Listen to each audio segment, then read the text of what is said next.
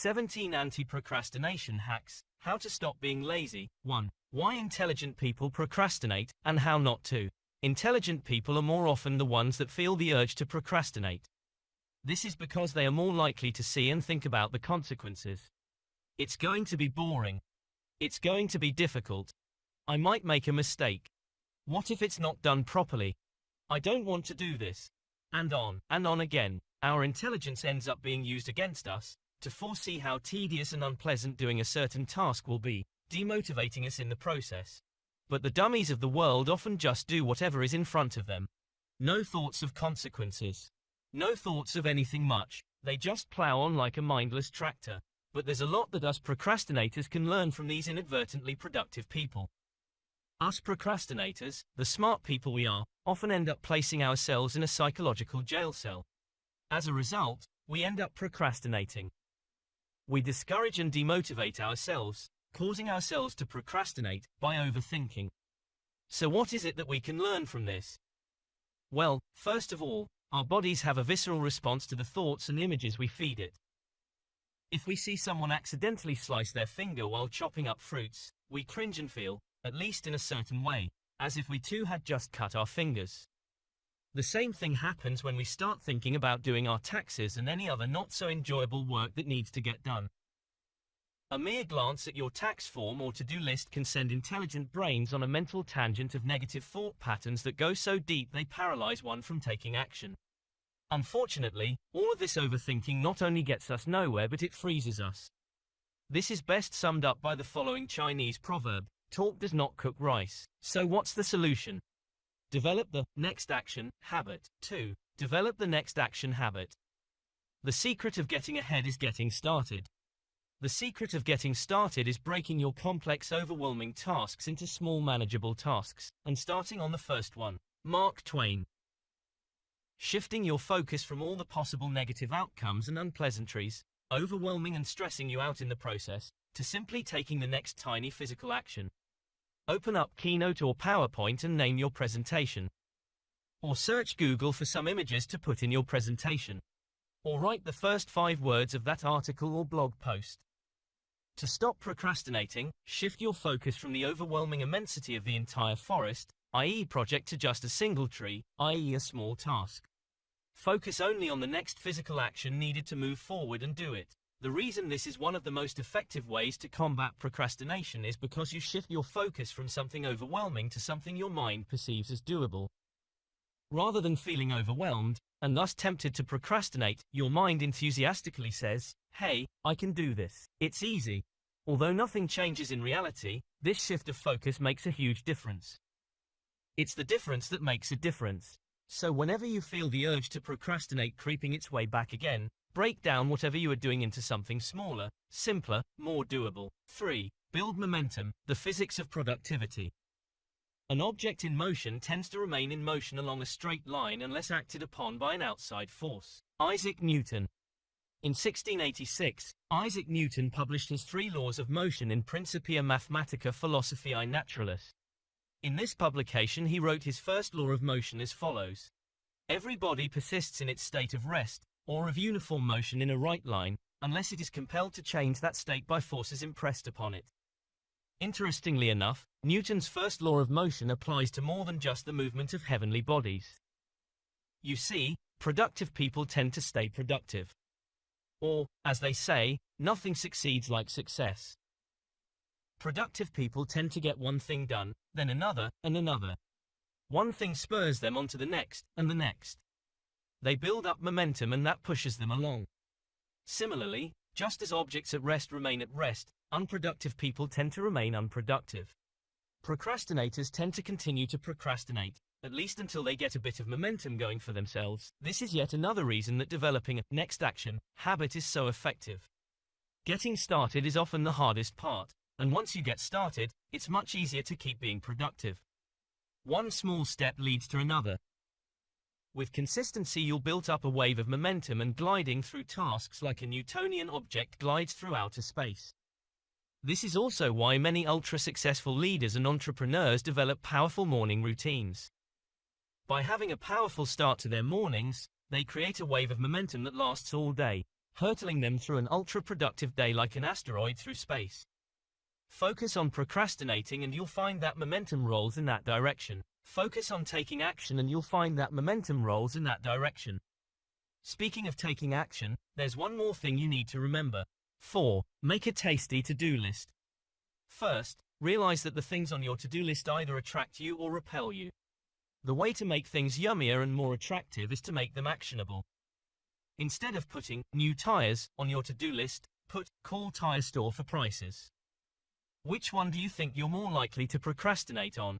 The former is unattractive and not very actionable, while the latter is yummy looking because it's very actionable. Procrastination is best defeated by intelligently dumbing yourself down. Reduce your focus to no more than, what is the very next physical action I can take? What is the next action? And then do it. Make these little actions simple, easy, and actionable. They should be like tasty little nibbles. Repeat this simple process several times and you will find yourself gaining momentum, sending you hurtling through tasks like an asteroid. 5. The 2-minute rule. As we just discussed, one of the reasons people procrastinate is because they feel overwhelmed. Tasks seem too big. They look painful and unpleasant. And so we end up procrastinating. The best way to combat this, as we discussed, is to develop a next action habit and chunk tasks down into little tasty nibbles. Unfortunately, we often also end up avoiding little tasks along the way, such as quickly answering a short email or doing the laundry, and these all add up, requiring us to put in a Herculean effort just to catch up. Nobody wants to spend the weekend sorting through hundreds of unread emails and washing that mountain of clothes that's been piling up for the last month or so. As a result, we just end up procrastinating even more. That's where the 2-minute rule comes in. If something takes less than 2 minutes to do it now. Just get it out of the way. No more drowning in your inbox or having your apartment looks like a landfill. If something takes less than 2 minutes, take care of it immediately. The 2-minute rule also applies to habits. If you're building a new habit, make sure it takes no longer than 2 minutes to execute. Otherwise, you're unlikely to consistently execute that habit long enough for it to become automatic. Apply the 2-minute rule to your life and you'll find that you're always on top of things. Tasks will no longer pile up into massive mountains of work that are just begging to be procrastinated on. The same goes for habits. If you want to make a habit of eating healthier, just grab a piece of fruit and eat it. It'll take less than 2 minutes. And do it the next day, and the next. Furthermore, because of Newton's productivity applicable law of motion, objects in motion remain in motion, and vice versa, you'll likely find yourself starting to make salads, choosing water over soda, bananas over donuts, and so on. Likewise, if you want to make a habit of reading, just read the first page of a new book. It'll take less than 2 minutes. Once again, thanks to Newton's first law, you'll probably zoom through 3 chapters without even realizing it. Similarly, if you want to make a habit of exercising, just chuck on some running shoes and go out the front door. It'll take less than 2 minutes. And, once again thanks to Newton's first law, you'll probably end up going for a 20-minute run plus 30 push-ups when you get back. Procrastination is almost always solved by simply taking the first step. The biggest obstacle to productivity is just getting started. Once you do that, everything else tends to fall into place. So just get started. As Lao Tzu said, a journey of 1,000 miles must begin with a single step. Just write the first 5 words of that article or press release. Just eat 1 apple. Floss 1 tooth. Do a single push-up. Everything else will fall into place. That's the power of the 2-minute rule. Once you get started, no matter how small or insignificant the action may seem, the ball starts rolling. One thing leads to another. Momentum builds. And before you know it, procrastination has long since disappeared from the rearview mirror. But when it does creep back upon you once again, just pull out the 2-minute rule, restart the engine, and all will be right. But don't worry about any of that. Just take one step. That first step. That's all that matters. 6. Set macro goals and micro steps. Anthony Trollope was one of the most successful writers of the 19th century. He wrote 47 hugely popular novels, along with 18 non-fiction books, and numerous short stories, plays, and articles. The most surprising thing about Trollope, though, is that he achieved all this despite working a 9-to-5 job at the post office, doing his writing between 5:30 a.m. and 8:30 a.m. each morning. Now, writing a full-sized novel is no small feat. In fact, it is far from uncommon for would-be novelists to quickly find themselves overwhelmed and, as a result, either quit or procrastinate themselves into oblivion. I'm sure you can, unfortunately, emphasize with this. So what was it that made Anthony Trollope different? How did he avoid the all-too-common pitfall of feeling overwhelmed and procrastinating? Well, Trollope developed a strategy that can be summed up as follows: set macro goals and micro steps. Well, here's Trollope's secret. Each morning after rising at 5 a.m., he would be seated at his desk by 5:30 a.m. and employ the following anti-procrastination strategy, which he describes in his book, Autobiography. At first glance, Trollope's approach seems dead simple.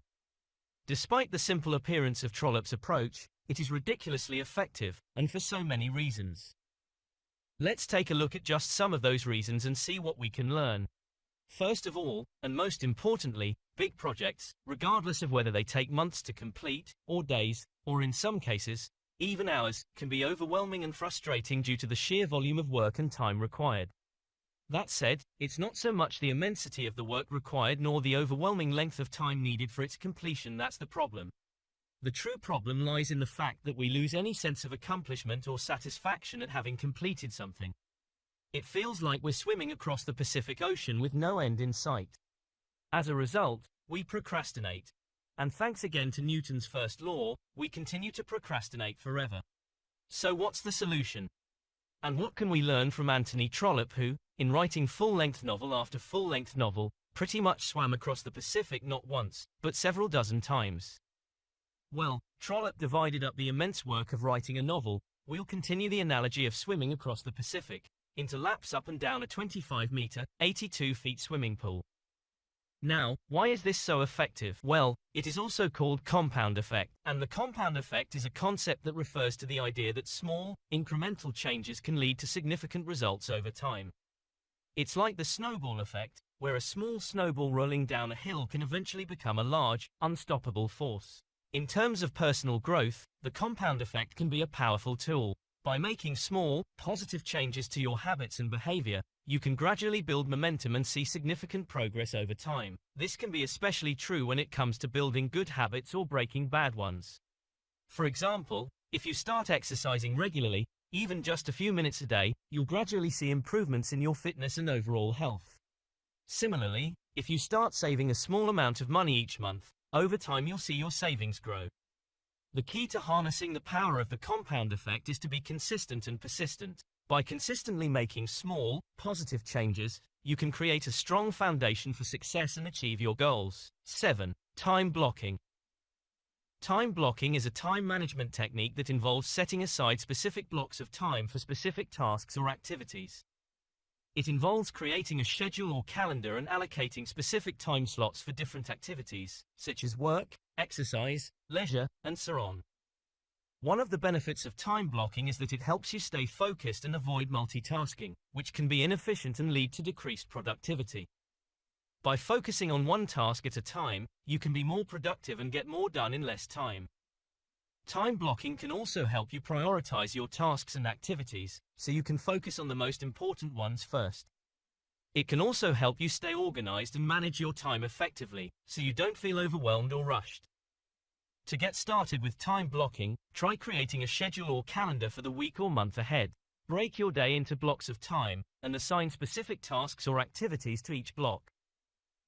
Be sure to include breaks and allow for flexibility as well. Stick to your schedule as closely as possible, and you'll soon see the benefits of time blocking. One of the keys to overcoming procrastination is learning to become committed to getting stuff done. Not committed as in, yeah, I'd like to get that done. Rather, committed as in, I'm going to do this at X time on X day at X location. In fact, studies have found that committing to an activity in this way is indeed one of the most effective ways at overcoming procrastination. While only a small minority people who say they want to do an activity, in the case of this particular study, exercising, actually do it, almost everybody who was told to schedule an exact location, time, and type of exercise did it. And such is the power of using time blocks to overcome procrastination. Without truly committing to doing an activity, such as by specifying exactly when, where, and how you will do a specific task, procrastination just becomes too easy. So let's take a look at several ways to use this incredibly powerful anti-procrastination technique. First of all, and perhaps most obviously, you need to decide exactly what it is you need to get done. Though simple, simply knowing exactly what you need to get done is surprisingly powerful. During this time block, eliminate everything else. Put your devices on airplane mode, take advantage of website blocking tools, etc. Today's increasingly powerful multi-purpose devices, such as tablets, laptops, computers, and phones, succumbing to the urge to procrastinate are far too easy. Millions of interesting, yet unproductive sites are literally a click away. As soon something starts to get a little boring or difficult, procrastinating ends up easier than just soldiering on. So make it so easier to just continue working. We tend to follow the path of least resistance, so use this fact to your advantage. Another way to get around this is to do tasks that require internet usage ahead, and then turn it off, buckle down, and dive into a session, i.e. time block of undistracted work with no chance of procrastination. This is an especially great approach if you're doing a task that requires research such as a blog or article. Too often, it's too easy to fall into the trap of researching more than you really need to, or just researching unrelated topics. The point here is this: to truly overcome procrastination and get stuff done, you need to really commit. Set aside a block of time, cut out all distractions, and give yourself no choice but to do whatever it is you need to do. 8. The butt-in-chair method. Amongst writers, especially novelists, this method of scheduling time blocks is known as the butt-in-chair method. This 100% effective anti-procrastination strategy, as the name implies, involves putting your butt in the chair at your desk for a certain period of time each day. No distraction, nothing, just you and your pen and paper, or Word document. The butt-in-chair method doesn't require writing. You could just sit there and do nothing, as long as there are no distractions. Eventually, though, you just start writing. And almost every single time, at the end of the 2-hour, or however long session, several pages of work will have materialized. Even if your particular line of work isn't always compatible with the butt-in-chair anti-procrastination strategy, there is much we can learn from it. The power of committing a block of undistracted time to working on a specific task cannot be overstated. Committing to an undistracted time block is perhaps the single most effective anti-procrastination technique there is. Let's take a quick look at another variation of the butt-in-chair method that's become quite popular among entrepreneurs and executives. 9. Airplane days. A surprising array of people has noted that they are at their most productive when they are 30,000 feet in the air. Why is this? Is there something special about traversing the skies in an elongated aluminium tube that allows people to have some of their most productive work sessions? No, it simply comes down to this: there are no distractions. Nobody is popping in to say, "Hi." There's no internet, no phone calls, no text messages, no emails. Nothing but them and their work. Flying inadvertently forces upon you the butt-in-chair strategy. And one of the consequences of the forceful extraction of distraction from a situation is that a massive amount of work gets done. Fortunately, you don't need to dish out thousands of dollars and go on an international flight every time you need an ultra-productive work session. Instead, just pretend that you are going on an all-day flight. Get out of the office, block out of the day on your shared calendar if you have one, and put all your devices on airplane mode. Today you are on an imaginary international flight. 10. Create a distraction to-do list. A common problem I have personally encountered with procrastination is that I suddenly think of something. I wonder what minimalist offices looks like, or I wonder if Donald Trump has said another crazy thing that's blowing up on all the news sites, and before you know it, 30 minutes have passed and I haven't got a damn thing done. On a side note, studies have found that once we distract ourselves, it takes an average of 25 minutes to return to our original tasks, and on top of that, it takes about the same time to regain the intensity of focus we had before we distracted ourselves. Thankfully, there's a solution. And it's not one of those solutions that hinge on willpower alone. You get to check out whatever interesting thing it was that you thought of and get your work done. How is this possible? Here's how: create a distraction to-do list. Rather than succumbing to the temptation in the moment, simply write down whatever it is you want to do or thought of onto your distraction to-do list and get straight back to work. Later on, once all your important tasks are done, you will return to your distraction to-do list and freely indulge in it, without the guilt and without sacrificing productivity. 11. The 10 plus 2 by 5 method. If you're a hardcore procrastinator and aren't sure you're quite ready for a full-on airplane day or lengthy undistracted time block, this anti-procrastination strategy will be perfect for you.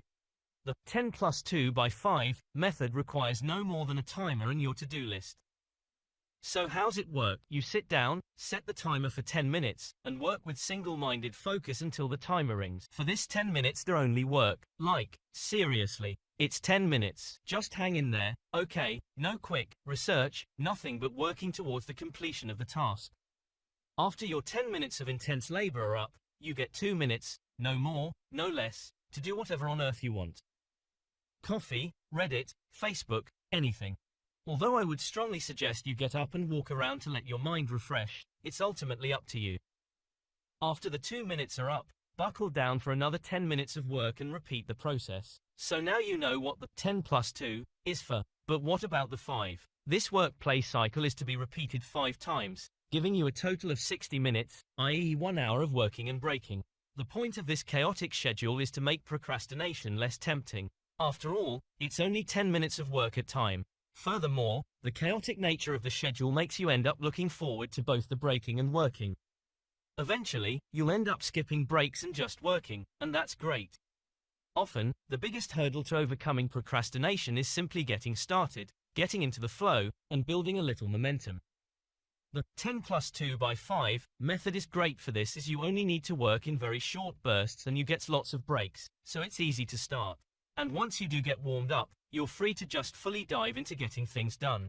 12. Utilize the power of deadlines. Somehow, college students are able to do an entire semester's work in a single, Red Bull-fueled night. No jokes. But how on earth do they do it? What's their secret to resisting any form of procrastinating and simply buckling down for immense sessions of work? Here's the secret: deadlines. There's simply no other way out. But once we're out of the education system, we often no longer encounter situations that are as black and white.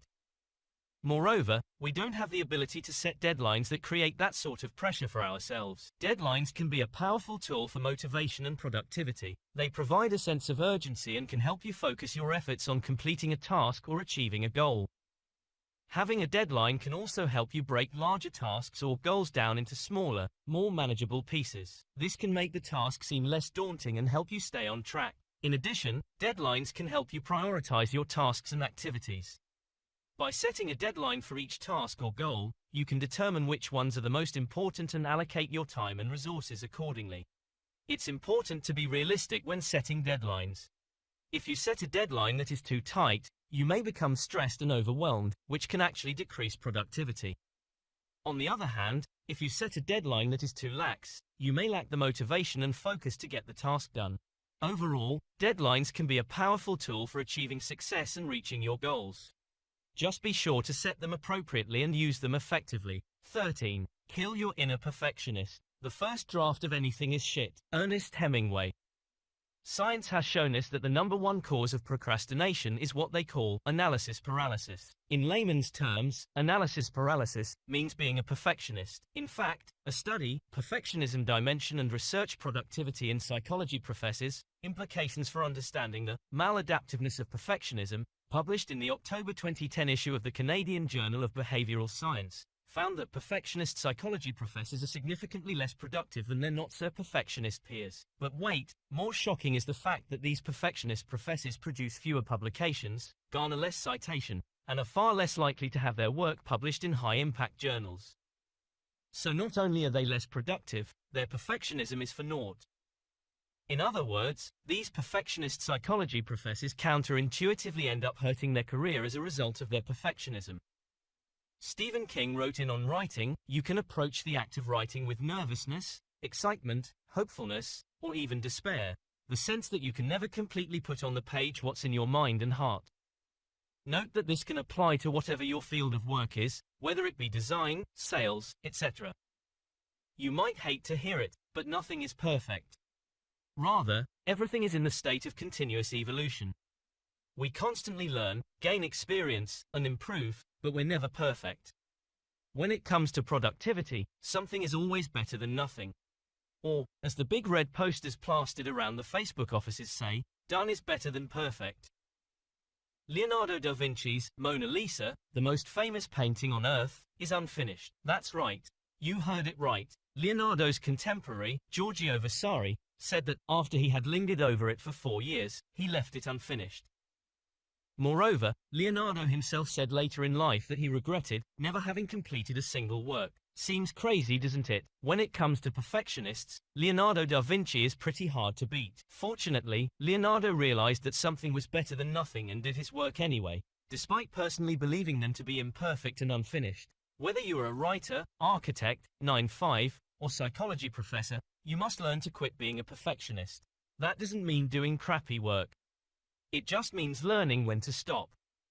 At a certain point, the law of diminishing returns kicks in and it becomes far more productive for you to move on to the next task. As Jodi Picoult said, you can't edit a blank page. Likewise, David Ogilvy, arguably the best copywriter to have ever lived, said, "I am a lousy copywriter, but I am a good editor."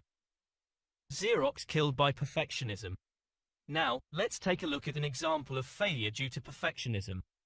In 1973, Xerox made a mistake that caused them to miss out on the personal computing revolution and instead be annihilated by less perfectionist companies like Apple and Microsoft. Why? Because other companies got stuff done and offered it to consumers. Their products might not have been perfect in every way, after all, nothing is, but they were good enough and, most importantly, available to consumers. Unfortunately for Xerox, this wasn't the case. They had created a revolutionary new computer called the Alto. It had a mouse, a graphical screen, as opposed to green lines of code like we are familiar with today. It could display images and had the most intuitive graphical user interface that anyone had ever seen. So why, then, did Xerox fail to become the leader in the personal computing industry? How did they let hundreds of billions of dollars slip through their fingers? Here's why: perfectionism. They wanted to make it absolutely perfect. They wanted to combine it with their other breakthrough technologies, such as the laser printer and the Ethernet. Because of their perfectionism, they needed everything to be just right the first time around. They wanted to completely reinvent the modern office. So rather than releasing the Alto in 1973, they ended up releasing it, combined with all their other technologies, in 1981, renaming it the Star. It was launched with much fanfare. Xerox's perfect, completely reimagined modern office, the Star, came at a $50,000 installation price. Unfortunately for Xerox, that same year 1981, IBM introduced its PC, i.e. personal computer, for $1,565. Clearly more affordable. IBM's PC was far from perfect and was significantly less impressive than Xerox's Star, but it quickly became a hit product. It wasn't perfect, but it was affordable and it worked, and that was the most important thing. A few years later, Microsoft came out with Windows and Apple came out with the Macintosh. Both of these, as we know, became runaway success. Xerox could have released products that were just as good an entire decade before, but they let their perfectionism get in the way. They learned the hard way that something is always better than nothing. Apparently learning from Xerox's mistake, Google's Gmail was in beta from its launch in 2005 until 2009, 5 years. By the time it left beta, it was already the most popular email service on Earth. That's pretty damn good for something that wasn't even considered finished. Imagine if Google had succumbed to the perfectionist urge to not release it until 2009. Gmail would not be nearly as successful as it is today. Likewise, Ed Catmull, the founder of Pixar, says that, early on, all our movies suck. Catmull sees his job not as getting things perfect but helping get things from suck to not suck. Most of the time, the solution is to just hit the ground running. No analysis paralysis or desire to make things 100% perfect the first time around. In fact, you would often be surprised at how well the human brain can do things when you just jump right into a situation, whether or not you're prepared. Force yourself to start a conversation with an attractive stranger on the street and your brain will very quickly come up with things to say. Accidentally fall into a lake with all your clothes on and, though you might not get an Olympic gold medal, you'll quickly find yourself swimming just fine. Start writing some random stuff on a page and, soon enough, you'll get into the flow of things and that article, blog post, or novel will start taking shape. So stop focusing on doing things perfectly and instead simply focus on doing things, period. Jump in head first, ready or not, and before you know it, you'll be swimming. If your inner perfectionist is causing you to procrastinate, just keep this in mind: you can't edit a blank page. 14. How to procrastinate productively. Sometimes, we simply can't help but procrastinate, no matter how much we don't want to. We might be tired, mentally exhausted, or whatever. Sometimes it just happens, and we can't deny that. The solution in this case is less obvious. Do things that are easier, but still productive. This is known as the redirect technique. Rather than simply giving up for the day and plopping yourself in the couch in front of the television with a box of pizza, learn to utilize the redirect technique. Put simply, procrastinate productively.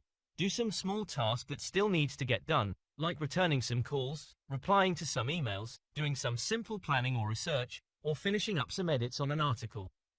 Then return to more productive tasks once you feel you're ready. Procrastination can be a common and challenging problem, but it's important to remember that it's not always a bad thing. Sometimes, taking a break or stepping away from a task can actually help you come back to it with fresh perspective and renewed energy. Tips for procrastinating productively. Take a break. It's okay to take a break from a task if you're feeling overwhelmed or burnt out. Just be sure to set a specific time to come back to the task and stick to it. Engage in a different task. If you're feeling stuck on a particular task, try working on a different and smaller productive task for a while. This can help clear your mind and allow you to come back to the original task with renewed energy and focus. Get organized. Sometimes, procrastination can be caused by feeling overwhelmed or disorganized. Take a few minutes to get your work area organized and make a list of the tasks you need to complete. This can help you feel more in control and ready to tackle your to-do list. Find accountability. Having someone to hold you accountable can be a great way to stay on track and avoid procrastination. Consider finding a friend or colleague who you can check in with regularly to stay motivated and focused. Reward yourself. Celebrating small victories can be a great way to stay motivated and avoid procrastination. Set specific goals for yourself and reward yourself when you achieve them. This can help keep you motivated and on track. 15. The kind of visualization that leads to procrastination, and the kind that leads to action. Many of us visualize success, or failure, or both, even if we don't realize it or believe in the practice. Unfortunately, many of us visualize success in a way that can actually lead to procrastination rather than help us to work toward our goals. Why is this? Isn't visualization supposed to be good? Isn't that what the entire self-described self-help gurus preach? Well, consider the following. What would you do if you achieved your goal? Most likely, you'd feel relieved, right? Finally, you can have a little bit of a break, and time to relax a little. You're a success. Unfortunately, the same thing happens when we visualize success. Instead of being motivated to go out and make what we just pictured in our mind a reality, we trick our subconscious brain into believing we have actually already achieved our goals. In fact, several studies have found that our bodies physically relax. We end up less likely feeling motivated to do what we need to do. We are actually significantly less likely to achieve that which we visualize. Researchers Gabrielle Oettingen and Heather Oettingen published a paper in the Journal of Experimental Social Psychology, suggesting that not only is positive visualization ineffective, but that it is counterproductive. They found that positive visualization of success resulted in the draining of energy and ambition, heart rate decreases, blood pressure lowers, and our brain is tricked into thinking that all is well in the fantasy land of success in our mind. Time to kick back and relax. In one study, the researchers showed that thirsty, water-deprived participants experienced an energy drain as a result of visualizing a glass of icy cold water. They also found that participants who were told to visualize succeeding at their goals throughout the week ended up achieving significantly fewer goals than those told to think about the challenges they faced in any way they liked. Even more interesting is that the positive visualizers actually reported feeling less energetic than the other group, and physiological tests backed up these lethargic sentiments. So what's the solution, then? Firstly, and most obviously, stop excessively visualizing success. Instead of visualizing the outcome, visualize the process of achieving that desirable outcome. For example, rather than visualizing getting a dream job, visualize applying for lots of jobs, going through job interviews, and taking all the necessary steps to achieving your goals. Visualize the process, not the outcome. As a side note, one study found that people who visualized getting a good job applied for fewer jobs and ended up getting a job at a lower salary than their non-visualizing counterparts. Likewise, rather than visualizing getting top marks, visualize doing all the necessary study needed to consistently get good grades. Take the approach of world-class athletes and Olympians when it comes to visualization. They don't visualize standing on the highest spot on the podium triumphantly holding aloft their gold medal. What they do instead is visualize the race. The start, the motion of their body, pushing the boundaries of their pain threshold, overcoming any unexpected obstacles they may face during the event, and so on. They visualize the process of winning gold medal, not the outcome. 16. The one word that kills procrastination. Another factor that can cause procrastination is the way we view ourselves, our self-image. Researchers at the University of Houston and Boston College found that our self-talk can have a huge impact on our behavior and whether or not we do something. This effect is so pronounced, in fact, that the researchers discovered that something as simple as swapping the word can't with don't can have a huge impact on our actions. While the words can't and don't may seem largely interchangeable, they actually have a difference in psychological impact. Telling yourself or others that you can't do something impresses upon the mind that you would very much like to do the thing in question, but you're denying yourself of it. That you're exerting willpower, such as if someone tells themselves or others that I can't skip gym. The word don't, on the other hand, is far more empowering. Imagine somebody saying, I don't drink alcohol, or I don't eat unhealthy foods, or I don't skip gym. By using the word don't, you impress upon the mind the idea that you're not the kind of person who skips gym or eats junk food. Still not convinced? At the end of the study, the researchers offered participants the choice of either a granola bar or chocolate bar as a token of appreciation for their involvement. The participants who had been taught to say, I don't, were almost twice as likely, 64% versus 39%, to choose the healthier option than the I can't participants. Likewise, it was found that participants working towards a goal related to health and fitness were 8 times more likely to take a bad action, such as skip the gym or eat some junk food, if they told themselves, I can't. While 8 out of 10 of those using the I don't strategy were able to resist such temptations, that figure dropped to a staggering 1 out of 10 when it came to those using the I can't strategy. So if ever you catch yourself telling yourself, or others, that you can't have this or do that, simply swap it for a I don't do this. 17. How to cheaply and quickly outsource tasks. Now, outsourcing might not seem like much of a solution to procrastination, and that's because it's not. You're basically continuing to procrastinate, and just getting the work done by shrugging it off to somebody else. While this isn't necessarily the best way to resolve procrastination, outsourcing is nonetheless worth some consideration. Although not always the case, sometimes even the very best of us can succumb to the irresistible urge to procrastinate when it comes to tasks that are boring, tedious, draining, and repetitive. Although this book focuses on overcoming procrastination, here's a little productivity tip. These are not the kind of tasks you want to spend your willpower and mental energies on. It is better to focus on more important and productive activities. So often the best solution is to simply outsource them. The way to go about outsourcing can vary depending on the task. However, 2 great options to get started are Upwork and Fiverr.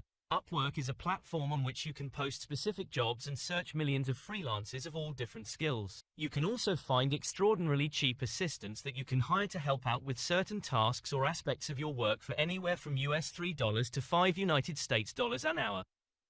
Fiverr is different to Upwork in that you search pre-existing gigs that people have put up, and you pay $5 and up for a specific task to be done.